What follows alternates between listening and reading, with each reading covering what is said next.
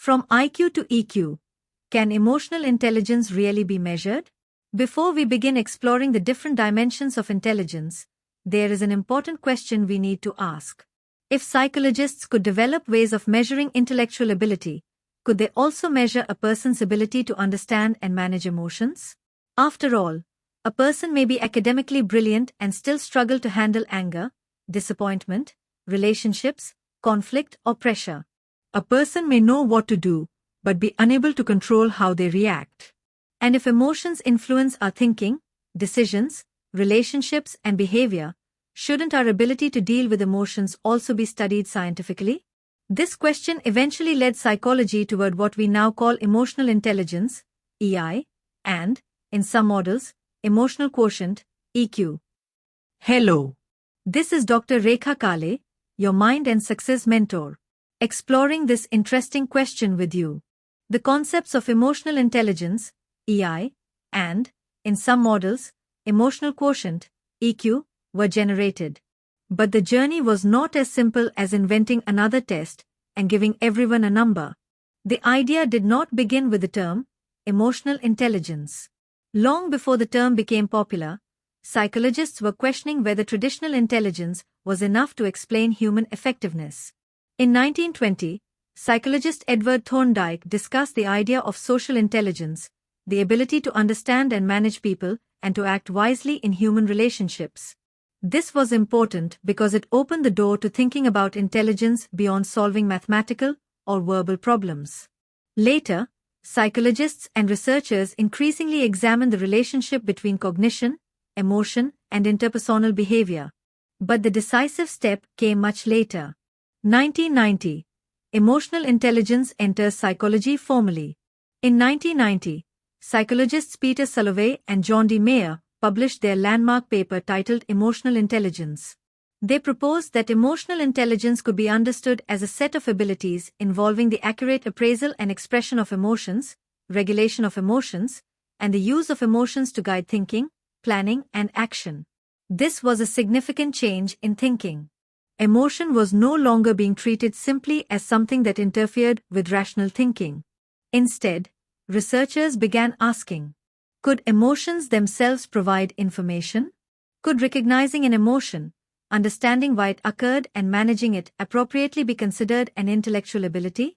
Salovey and Mayer's work eventually developed into what is known as the four-branch model of emotional intelligence. Perceiving emotions, recognizing emotions accurately in oneself and others. Using emotions to facilitate thinking, allowing emotional information to assist reasoning and problem-solving. Understanding emotions, recognizing emotional patterns, causes and changes. Managing emotions, regulating emotions in oneself and interacting effectively with others. This was the beginning of a serious attempt to treat emotional intelligence as something that could be measured as an ability, rather than merely described as a desirable personality trait. Then came another important researcher, Reuven Bar-On. While Salovey and Mayer approached emotional intelligence primarily as an ability, psychologist Reuven Bar-On developed a broader model of emotional and social functioning. His work eventually produced the Bar-On Emotional Quotient Inventory, EQI, published in 1997. The original EQI contained 133 items and produced an overall EQ score, along with 5 broad areas and 15 more specific subscales. These included areas such as intrapersonal functioning, interpersonal relationships, adaptability, stress management, and general mood. This was an important development because it gave the phrase, emotional quotient, a concrete psychological assessment framework. However, there is an important distinction here. EQ is not one universally standardized number in the same way people sometimes imagine IQ to be. Different researchers have defined emotional intelligence differently, and therefore different tests measure somewhat different aspects of it. And then Daniel Goleman changed the public conversation. In 1995, psychologist and science writer Daniel Goleman published his best-selling book Emotional Intelligence. The book brought the concept to a massive worldwide audience. Suddenly, emotional intelligence was no longer a specialized topic discussed mainly in psychological research.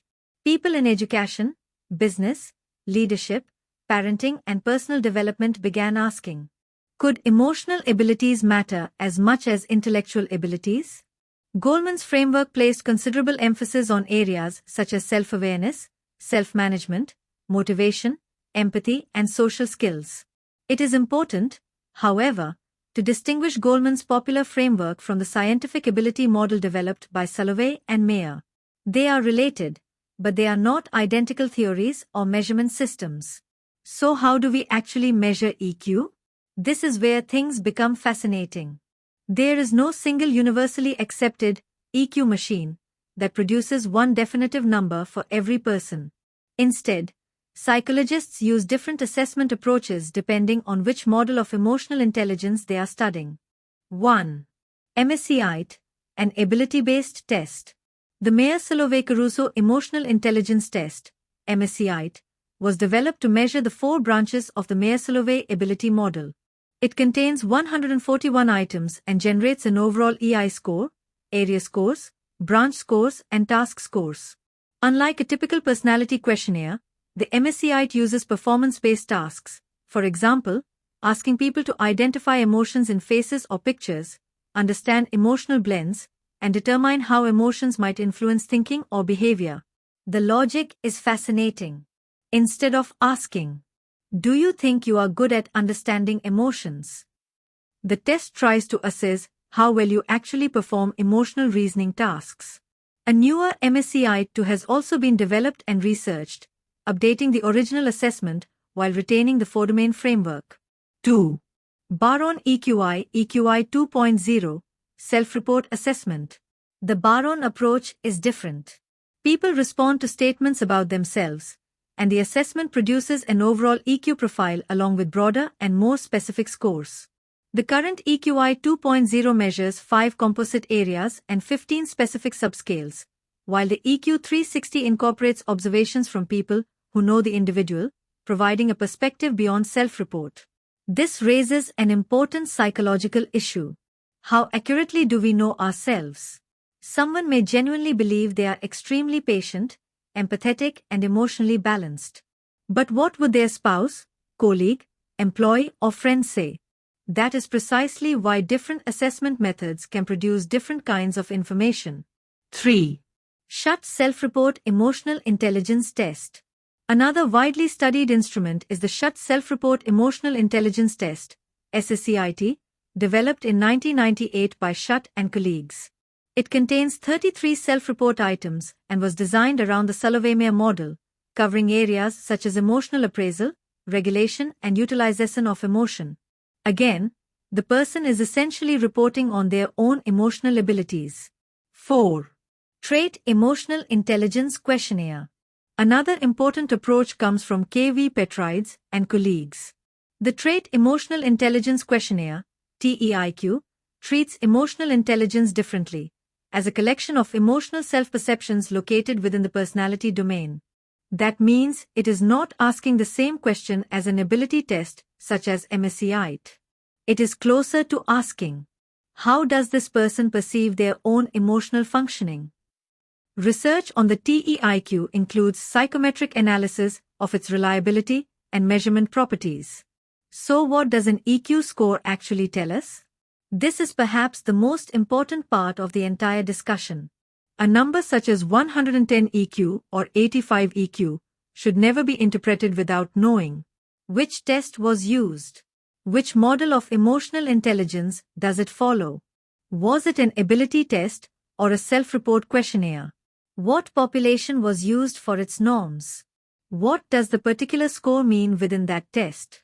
In other words, there is no single universal EQ scale that works exactly like a universal IQ ruler. Different instruments measure different constructs, and researchers continue to debate how best to define and measure emotional intelligence. Even established instruments have been examined for reliability, factor structure, and validity. And this brings us to a much bigger question.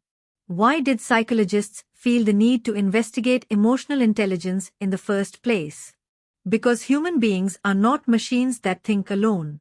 We think, feel, interpret, react, communicate, relate, and adapt. Two people may have similar academic intelligence and completely different lives. One may handle criticism constructively. Another may collapse emotionally. One may disagree without destroying a relationship. Another may turn every disagreement into a conflict. One may experience failure and learn from it. Another may become overwhelmed by it. So perhaps the real question is not, how intelligent is this person? Perhaps we need to ask, in which dimensions of life is this person intelligent?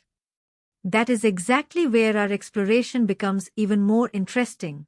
Because if there can be IQ, and if psychology has explored EQ, what about social intelligence, relational intelligence, adjustment intelligence, behavioral intelligence, extrasensory intelligence, and spiritual intelligence? And if every dimension of intelligence influences a different dimension of success, perhaps the next step is to stop asking only, how high is your IQ? And start asking, how intelligently are you living your life? That may be the much bigger question. I am Dr. Rekha Kale, your Mind and Success Mentor. Thanks for watching the video. If you have liked this video, please like and share it. Also, do subscribe the channel. Let's meet soon. Till then, keep watching your emotions, keep staying emotionally intelligent.